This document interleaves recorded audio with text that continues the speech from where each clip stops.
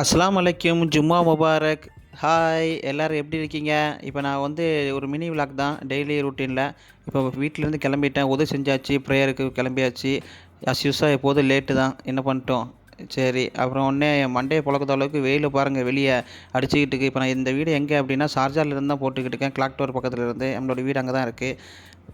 இங்கே ஷார்ஜா பொறுத்தவரை எப்படி அப்படின்னா, நம்ம வீட்டில் எப்படி ஊரில் வந்து மத்தியான நேரம் எப்படி இருக்கும், அதே மாதிரி தான் நம்ம ஊர் எப்படி இருக்கோ அதை மாதிரி தான் ஷார்ஜா அஜ்மானை பொறுத்தவரை நமக்கு அந்த மாதிரி ஒரு ஃபீலு. பள்ளியாசில் தொழுவையும் ஆரம்பிச்சிட்டு எல்லோரும் ரெடி ஆகிட்டாங்க. வெயில் வேறு பாருங்கள், மக்கள் வந்துக்கிட்டே இருக்காங்க. நம்மளும் அதோடு சேர்ந்து கலந்துக்கிடுவோம்னு சொல்லிட்டு நானும் கொண்டு போன சல்லா வச்சு விரித்து ஆல்மோஸ்ட்டு பண்ணியாச்சு.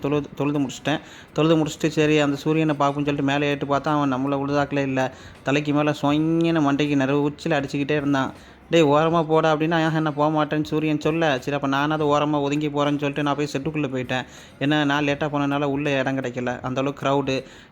துபாயை பொறுத்தவரை எப்படி அப்படின்னா, ஷார்ஜா அஜ்மானுக்கெலாம் வந்து ஃப்ரைடே ஹாலிடே.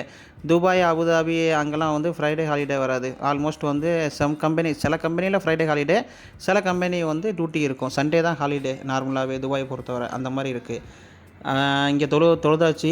கரெக்டாக இப்போ மணி வந்து 12:30. இங்கே தொழுதுட்டு என்னடா எல்லா கையிலையும் ஒரு பேப்பர் அப்படின்னு சொல்லி பார்த்தா, நம்ம ஊரில் என்ன பண்ணுவாங்க, பேப்பரை கொடுத்து இந்த மாதிரி வந்து இங்கே ஜமாத் இருக்குது, அங்கே ஜமாத் இருக்குது அப்படிம்பாங்க. இங்கே அப்படி கிடையாது. இங்கே ஒரு நோட்டீஸ் மாதிரி கொடுத்து இந்த கடையில் ஆஃபர் இருக்குது, அந்த கடையில் ஆஃபர் இருக்குன்னு அப்படியே பள்ளியாசை விட்டு வெளியே வந்து பார்த்தாச்சு. பார்த்தா ஒரே எல்லாம் தொழுதுட்டு வீட்டுக்கு போய்கிட்டு இருக்காங்க. ஆனால் வெயிலை பார்த்தீங்களா எப்படி அடிக்குன்னு. அப்போ நான் சாப்பிட வேறு செய்யணும், டைம் ஆகிட்டு. அப்போ லெஃப்ட் சைடில் போகலாமா இல்லை ரைட் சைடில் போகலாமா அப்படின்னு சொல்லி யோசனை பண்ணிட்டே இருந்தேன். சரி அப்படியே மேலே ஏட்டு பார்த்தா ஒரு ஃப்ளைட் நம்ம தலைக்கு மேலே மறுபடியும் ஊருக்கு போகக்கூடிய ஞாபகத்தை காட்டுது. அது கூட இன்னும் லெஃப்ட் சைடில் பார்த்தா ஷார்ஜா பஸ் தான் போது பாருங்கள் எப்படி இருக்குது பார்த்தீங்களா. இதுதான் ஷார்ஜா பஸ்ஸு. நீங்கள் துபாய் பஸ்ஸை பார்த்துருப்பீங்க, ஆனால் ஷார்ஜாவில் பஸ்ஸை பார்த்துருக்கீங்களா? ப்ளூ கலரில் இருக்குது, துபாயில் ரெட் கலரில் இருக்கும். சரி அப்படியே கொஞ்சம் நம்ம ரோடையும் கிராஸ் பண்ணிட்டு மேலே ஏட்டு பார்த்தா ஃப்ளைட் அங்கே போய்கிட்டு இருக்கான் பாருங்கள். ஷார்ஜாலேருந்து வேறு எந்த ஊருக்கோ போகிறாங்க. சரி போய்க்க, நான் உன்னை ஹச்சிபர்னால மீட் பண்ணிக்கிறேன் அப்படின்னு சொல்லிட்டு அவனுக்கு ஒரு டாட்டா சொல்லிட்டு அப்படியே ரோடை ஒன்று கிராஸ் பண்ணிகிட்டே போய்கிட்டே இருந்தால் திடீர்னு பார்த்தா ஒரு மரம். அந்த மரத்து மேலே என்னன்னு சொல்லி ஜூம் பண்ணி பார்த்தா காக்கா. இந்த காக்காக்கும் எனக்கும் ரொம்ப ரிலேஷன்ஷிப் இருக்குது. அது என்னென்னா, நான் வந்து ஊரில் இருக்கும் போதும் சரி, இங்கே இருக்கும் போதும் சரி, இங்கே இருக்கும் போது ஓயாமல் வாட்டர் மெலான் திங்கும் போது அதில் எப்போதும் கொஞ்சம் கொஞ்சம் போட்டுக்கிட்டே இருப்பேன். அதோடைய வீடியோ நான் நெக்ஸ்ட் அப்லோட் பண்ணுறேன், சரிங்களா? அது நானே இப்போது சொந்த பந்தம் எல்லாம் வீட்டில் விட்டுட்டு தான் தனிமையில் என்ன மாதிரி நிறையா பேர் இங்கே தனிமையில் வந்து சாப்பிட்டுட்டு இருக்கோம் கடையில். அதுலேயும் வந்து அது பங்கு கேட்கலாம் பாய்ச்சி, எனக்கே இல்லைப்பா உனக்கு எங்கேப்பா இப்போ தர, நீ வெயிலில் வந்து ஒதுங்கி நில்லு அப்படின்னு சொல்லி மரத்து மேலேயே உட்காந்துக்கன்னு சொல்லிட்டு அப்படியே சூமை கொஞ்சம் கம்மி பண்ணிட்டு அப்படியே மெதுவாக நடந்து போயிட்டே இருந்தேன். பார்த்தா இன்னொரு காக்கா அதுவும் பின் தொடர்ந்து வந்துக்கிட்டே இருந்துச்சு. கான்னு கத்திக்கிட்டே இருந்துச்சு. சரி அந்த சவுண்ட்லாம் உங்களுக்கு வைக்க முடியல, ஏன்னா பேக்ரவுண்டில் அதை வச்சுட்டு இருந்தால் அது வந்து வேறு மாதிரி கேட்கும். அதெல்லாம் மீட் பண்ணிட்டு சரி அந்த காக்கா போயிட்டு வான்னு சொல்லி ஒரு டாட்டா சொல்லிட்டு அதுவும் நம்மளுக்கு ஒரு டாட்டா சொல்லிட்டு அது பாட்டு பறந்து போயிட்டு.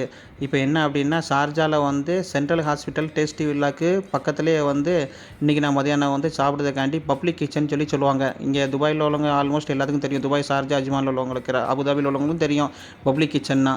நம்ம ஆளுக்கு தமிழ் ஆளுக்கு யாரும் நீங்கள் விசிட் பண்ணியிருந்தீங்கன்னா எப்படி இருந்துச்சு பப்ளிக் கிச்சன் சாப்பாடுலாம்? நீங்கள் ஃப்ரைடே வாங்கியிருக்கீங்களா இல்லை மற்ற நாள் வாங்கி சாப்பிட்ருக்கீங்களா? எப்படின்னா 1 கிலோ பிரியாணியே வந்து ஊர் காசுக்கு ஒரு 250 ரூபாக்குள்ளே தான் வரும். இங்கே வந்து வெறும் 10 திரம்ஸு. கடைக்குள்ளே ஏறின உடனே எல்லா டேபிளும் ஃபுல்லு. ஏன்னா டே நைட்டு எப்போ வந்தாலும் சரி அந்தளவுக்கு மட்டன் புலாவ், மட்டன் பிரியாணி. இவரை பார்த்தீங்கன்னா டோக்கன் போட்டு வச்சிருக்காரு 10 ரூபாய்க்கு 15 ரூபாய்க்குன்னு சொல்லிட்டு. நான் 10 ரூபாய்க்கு வாங்கினாவே இது நமக்கு 2 நேரம் இல்லை 3 நேரம் வச்சு கூட சாப்பிட்லாம். அந்தளவுக்கு பாருங்கள். ஒரு டேபிளில் ஒரு டேபிள் தான் வாங்குவாங்க. அதுவே வந்து 10 ரூபான்னு சொல்லி கொடுத்தாவே 3 பேர் உட்காந்து சாப்பிட்லாம். அந்தளவுக்கு இருக்கும். இவர் அவங்கள்ட்ட கேட்காரு, மட்டன் வேணுமா? மட்டன் புலாவ் இருக்குது, சிக்கன் புலாவ் இருக்குது, சிக்கன் பிரியாணி இருக்குது, மட்டன் பிரியாணி இருக்குது அப்படின்னு சொல்லிட்டு. இல்லை எனக்கு நீங்கள் மட்டன் பிரியாணி கொடுங்க என்ன, அவர் மட்டன் பிரியாணி இல்லைன்ட்டார். சரின்னு சொல்லிட்டு மட்டன் புலாவ் வாங்கிட்டு இது ஒரு 1 கிலோ கிட்டே இருக்கும். அதை அப்படியே வீட்டுக்கு கொண்டு வந்து நானும் என் ரூம் பார்ட்னரும் இதை எடுத்து ஆப்ரேஷன் பண்ண ஆரம்பிச்சிட்டேன். உள்ளே பார்த்தா உள்ளே ஒரு 8 பீஸ் கிட்டே இருந்துச்சு மட்டனு. அது இன்றைக்கி ஃப்ரைடே பார்த்தீங்களா. சில கடையில் வந்து இன்னும் கொஞ்சம் 2 3 ஐட்டம் கொடுப்பாங்க, அரிசி அப்படிம்பாங்க. ஆனால் இந்த கடையில் அப்படி கொடுக்கல. சரி ஓகே ஹையர் அப்படின்னு சொல்லிட்டு அதை வாங்கிட்டு மட்டன் எப்படி இருக்குன்னு சொல்லிட்டு அதையும் நசுக்கி பார்த்தேன் எப்படி வெந்திருக்கா இல்லையான்னு.